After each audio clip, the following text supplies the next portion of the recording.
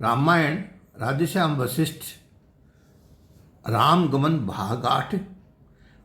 और चले के कई भवन से रामचंद्र युवराज, कह न सके कुछ सोच वचै सिय दशरथ महाराज। ये खबर नगर में प्रकट हुई, श्री रामचंद्र बन जाएंगे। ये दिया हुक्म के कहने भारी, 14 वर्षों में आएंगे। सुन विकल सकल नर नारी हुए, और शोक अग्नि में जलने लगे। जो सुने जहाँ पर धुने वहाँ, वह विकल युगल कर मरने लगे। कुछ वक्त दिखाकर ब्रह्मा ने राम में जोड़कर तोड़ दिया। इसके कई पापी ने सापी ने छप्पर में पलता तो जोड़ दिया। कहते थे राम मोहि प्यारे, प्राणों में मेरे अधारे हैं। वैसे तो पुत्री सारे हैं, पर राम ने इनके तारे हैं। जब इतने राम इसे फिर भी मन को भिजवाती है। सच कहते हैं कभी गोत्री स्त्रिया को गति नहीं जानी जाती है। राज तिलक के प्रश्न का विदा हुआ उत्साह, प्रकटा उसकी जगह पर पुर में दुख था। अब सुनिए जिन सखिन को था के कैसे ने, समझाने के कई को पहुँची नृप के गे। महारानी तुम तो कहती थी मोहि राम भरत से प्यारे है, अब क्या उनसे अपराध हुआ जो ऐसे ख्याल तुम्हारे हैं। देखिए सभी जग जानता है जैसी कौशल्या रानी है। प्रीति रीति और प्रेम नेमी सच्ची और चतुर सियानी है। क्या उनसे कोई नष्ट हुआ है जो ऐसा बेर निकाला है। जो महावीर दुख रूप वज्र जो इस नगरी पर डाला है। रानी जी तो नृपति से भरतलाल को राज, कहिए तो फिर राम को क्या है वन में काज। घर कहो राम घर पर ही रहे, तो कुछ उत्पात उठाएंगे।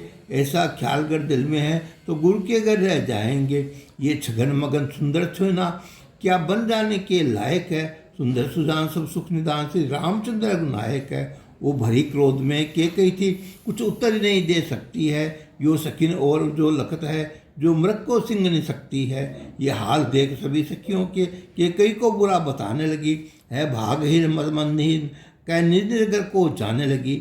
ये राज कर तो उपदेश मदहोश हुई, ब्रह्मा ने बलि भिगोई है। क्या कहती थी क्या करती है, सब शर्म इंसान को खोई है।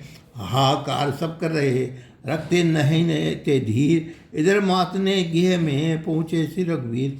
उत्साह अपार था पहले ही कि कई माता के वचनों में, खुश होकर नवाया सर आकर कौशल्या माँ के चरणों में। हे माता मुझे पिताजी ने दे दिया राज दंडक बन का, उत्साही था जिस अवसर का पूर्ण विचार हुआ मन का।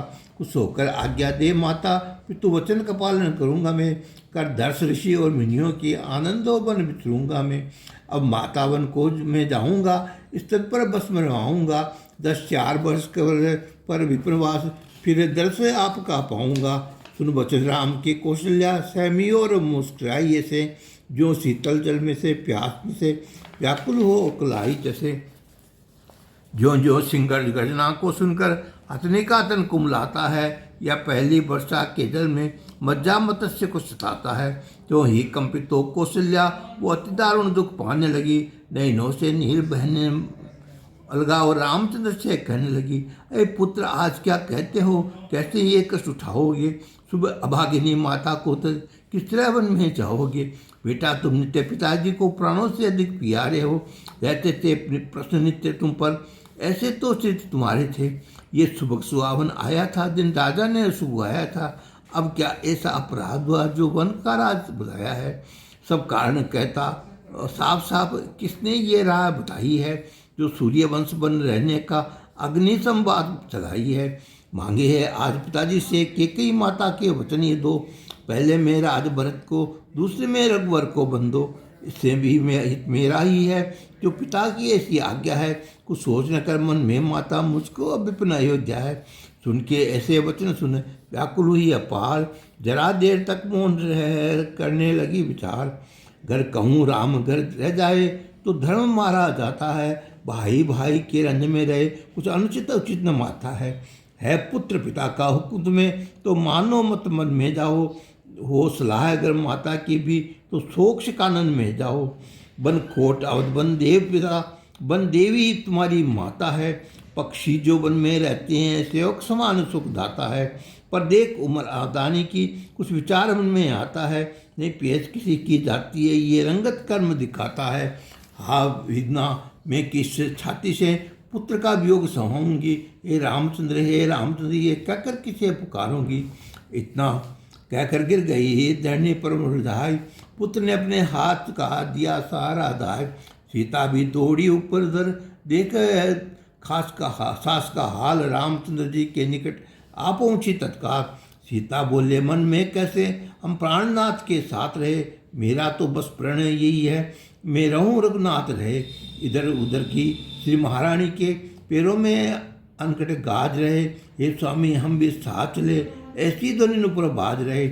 माता ने जिस दम सुनी सिय मन की अधनकार। अपने प्यारे पुत्र से कहने लगी पुकार। हे बेटा गौर करो मन में सिया भी अति सुकुमारी है। सास ससुर और माता पिता सबको प्राणों से प्यारी है। मैं भी रखती हूँ इस प्रकार क्यों पुत्री रहती नैनों में। वो भी संग जाना चाहती है नए सूचित करती बहनों में। पिता जनक भूपाल बनी सर्वश्रेष्ठ समान।